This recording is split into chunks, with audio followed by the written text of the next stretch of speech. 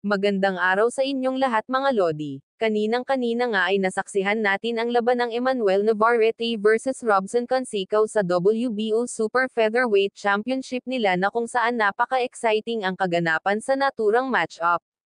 Dikdikan talaga mula umpisa hanggang dulo ng laban. Maganda talaga tingnan pag mga Latino ang lumalaban sa ibabaw ng luna.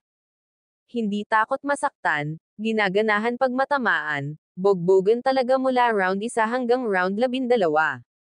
Pero sa huli nauwi sa isang majority draw ang laban ng Navarrete-Conceição match, na kung saan manatili kay Emmanuel Navarrete ang WBO Super Featherweight Champion belt at manatili ring contender si Robson Conceição sa naturang belt.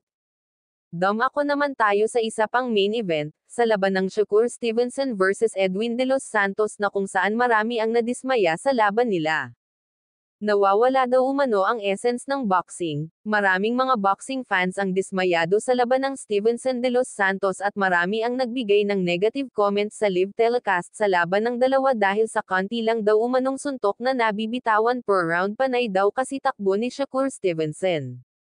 Dismayado din at frustrated na si Edwin de los Santos dahil hindi siya makabato ng suntok kasi panay takbo ni Shakur Stevenson. Pero sa huli panalo mga idol si Shakur Stevenson at nakuha niya ang WBC Lightweight Champion belt.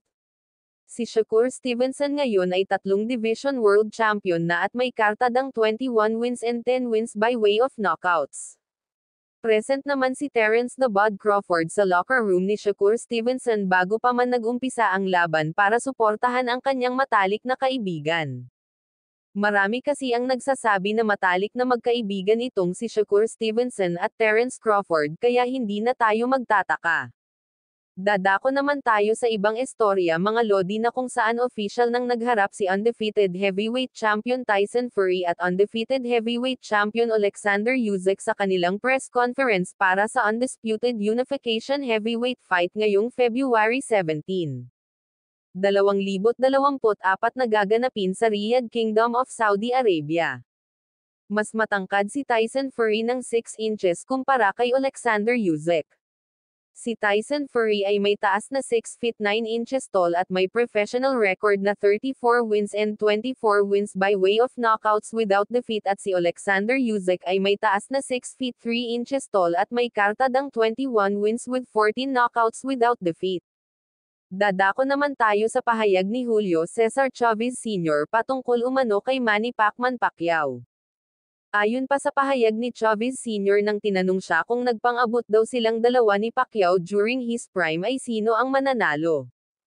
Agad naman itong sinagot ni Julio Cesar Chavez Sr. na kung saan sinabi niya, na kung natalo siya ni Eric El Terrible Morales via unanimous decision, kaya daw niyang talunin si Manny Pacquiao dahil di hamak daw na magaling siya kay Morales.